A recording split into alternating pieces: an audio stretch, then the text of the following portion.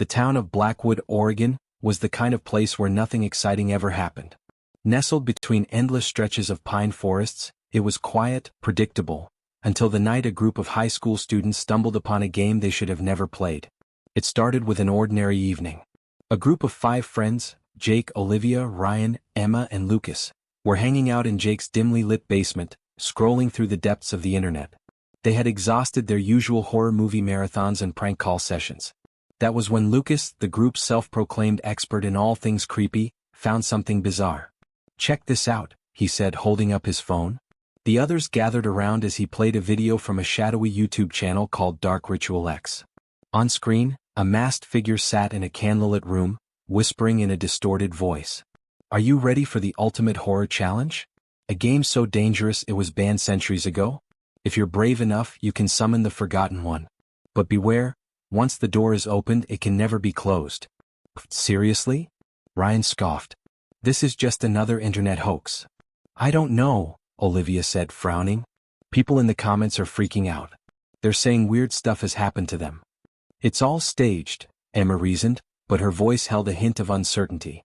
Lucas grinned. "Only one way to find out." He scrolled down to the instructions. 1. Draw the summoning circle with black salt. 2. Light 5 candles at each point of the pentagram. 3. Recite the incantation at exactly 3:33 a.m. 4. Do not break the circle under any circumstances. "Come on," Jake said, a spark of excitement in his eyes. "It's just a game. Let's do it." Against their better judgment, curiosity won over. They gathered supplies. Jake's mom had sea salt, and Emma found black candles left over from Halloween. By 3:30 a.m., they had drawn the circle in the middle of the basement floor. The air felt heavier, colder. Lucas cleared his throat and read the Latin incantation aloud, "Apri portus inter mundos et dimit oblidos." A moment of silence. Then the candles flickered violently, the flames stretching unnaturally high. The ground trembled as a deep, guttural growl echoed through the basement. The lights overhead flickered and then cut out completely. A suffocating darkness swallowed them whole. And then, something moved. A sickening crack sounded as if bones were shifting, rearranging. A pair of glowing red eyes appeared in the abyss of shadows. The entity stepped forward, its towering frame barely human, wrapped in chains that shattered upon its emergence. The Forgotten One had awakened. The last thing they heard before the screaming started was the masked figure's voice, whispering from Lucas's phone. "Congratulations. You set it free." The basement erupted into chaos. "What the hell is that?" Olivia shrieked, stumbling backward. Her voice barely registered over the deep, guttural breathing of the creature before them. The entity took another step forward, its clawed foot scraping against the concrete. Its body was a mass of shifting darkness, a humanoid form that flickered as if struggling to fully materialize. Chains hung loosely from its limbs, remnants of its imprisonment. Its eyes, 2 burning pits of crimson, locked onto the group. Ryan lunged for the light switch. Nothing. The power was completely out. "We have to break the circle," Emma cried. "Maybe that'll send it back." "No," Lucas shouted, his voice trembling. "The rules said not to." Too late. In the panic, Jake tripped over a candle, sending a rush of salt scattering across the floor. The summoning circle broke. A deafening roar shook the basement as the creature fully solidified. Its chains shattered into dust, and a sinister smile stretched across its monstrous face. "You have freed me," it rumbled, its voice ancient and hollow. The walls trembled. The air turned icy, thick with an unnatural presence. Shadows slithered along the floor, stretching like fingers toward the teens. "Run!" Olivia screamed, grabbing Emma's wrist. They bolted for the stairs, but as Jake reached the door, it slammed shut with a force that rattled the entire house. "No, no, no!" Ryan banged against the wood. It wouldn't budge. A low chuckle echoed behind them. They turned slowly, terror rooting them in place. The creature loomed over them now, its form shifting like a living nightmare.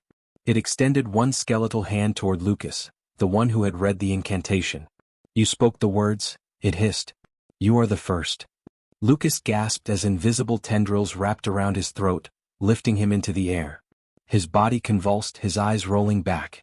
"Lucas!" Emma sobbed, clawing at the air as if she could reach him. The creature tilted its head, amused. "And now, the rest of you." The room plunged into complete darkness. And the screaming began again. Darkness consumed the basement. The air was thick, suffocating, a presence pressing against their lungs like an unseen weight. Olivia's breath came in sharp gasps, her hands searching blindly in the black void. The only sound was the rapid pounding of her heart, until a sharp, wet crack echoed through the room. Lucas. His strangled gasps had stopped. Lucas. Emma's voice trembled, barely a whisper. No answer. Only silence, thick and absolute. Then a scraping sound. Slow, deliberate. The creature was moving. We have to get out of here. Ryan hissed, his fingers fumbling against the wall, searching desperately for anything that could lead them to safety.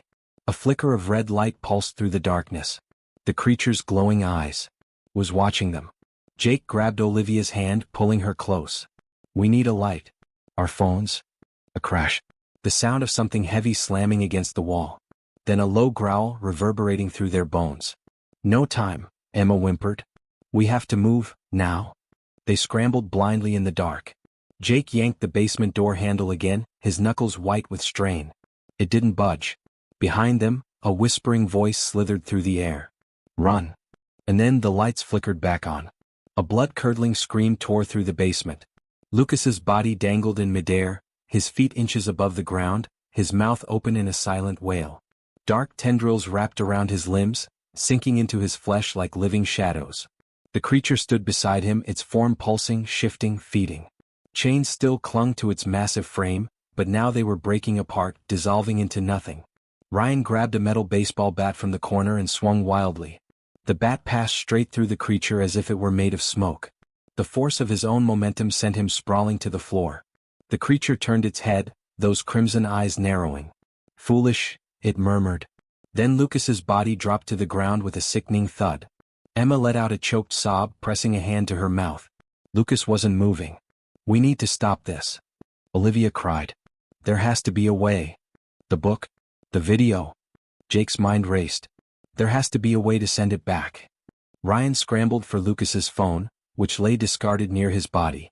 The screen was cracked but still glowing. He fumbled through the video, searching for any hint of how to end this nightmare. Then he saw it. A single comment, buried beneath thousands of warnings and terrified pleas. The only way to stop it is to finish the game. His blood turned to ice. Guys, Ryan whispered, his voice barely audible. We have to finish the ritual. The creature's gaze snapped to him, a slow, sinister grin spreading across its inhuman face. Then let's play. The candles flickered violently. The basement door creaked open, and the hunt began. The basement door swung open, revealing a swirling void beyond.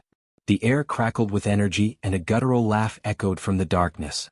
The creature towered over them, its form stretching and shifting like living smoke. Finish the game? Olivia stammered, stepping back. How? Ryan's fingers trembled as he scrolled through the video's description. There's a closing ritual. We have to reverse the summoning, but... His breath hitched. It has to be done before the entity claims its first soul.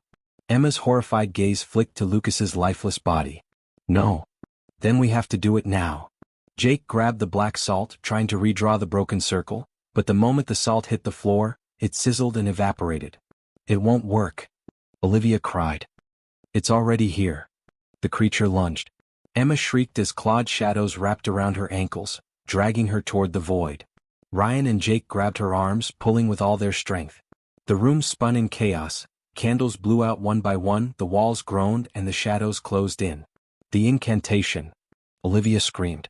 Lucas, read it forwards, we have to say it backwards. Ryan's eyes darted across the video, his lips moving rapidly. Apri portis intermundos et dimita bledos. Backwards. Backwards. The creature snarled, its eyes burning brighter. It knew what they were trying to do. Jake and Olivia locked eyes. Say it together. Now. With the last flickering candle barely holding its flame, they shouted the words in unison. Sotilbo et ad numrit santroi ripa. The effect was instant. A deafening roar split the air as the creature reeled back, its form convulsing. The void behind it twisted violently, pulling at its limbs.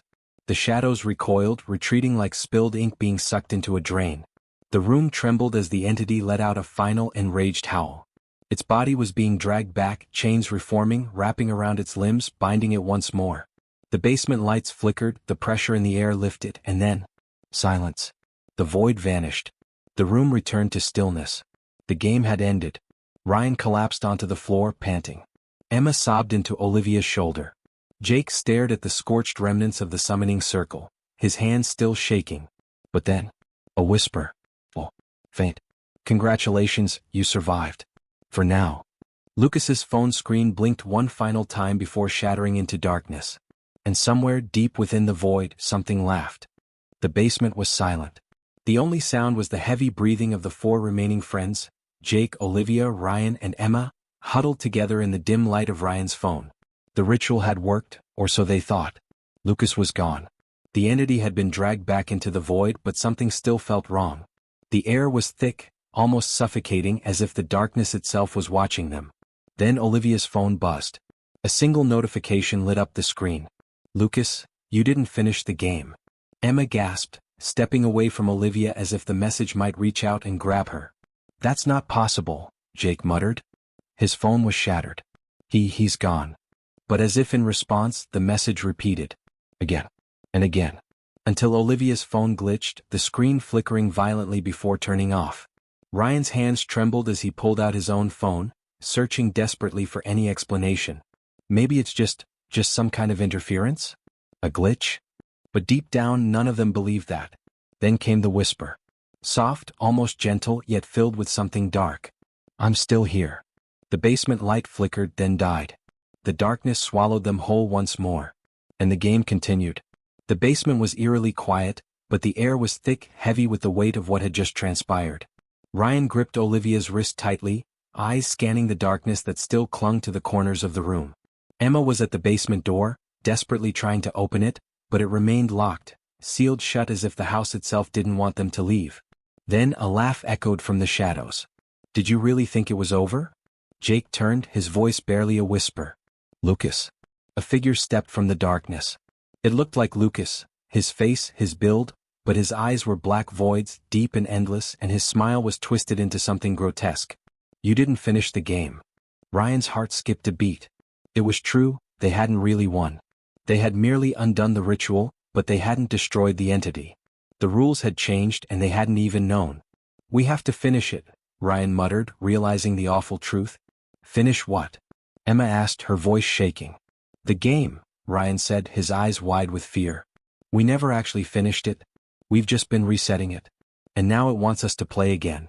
The shadows in the room seemed to flicker, almost as if they were laughing, moving. Jake's breath hitched. Then how do we win? The answer came, not in words, but in the very essence of the darkness around them. A voice, no, an entity older than time itself. Play. Or be trapped forever. They had no choice. They sat in a circle just as they had before.